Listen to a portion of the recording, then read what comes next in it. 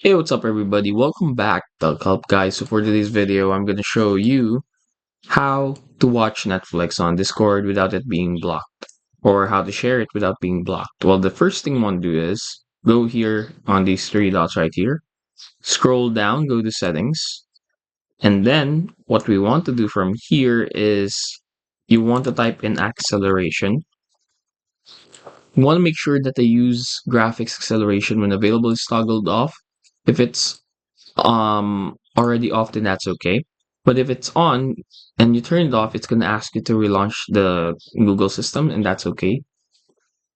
And then from there, you want to go to settings, user settings, then scroll down and go to voice and video on the app settings. Voice and video, then scroll down again. Oops, scroll down.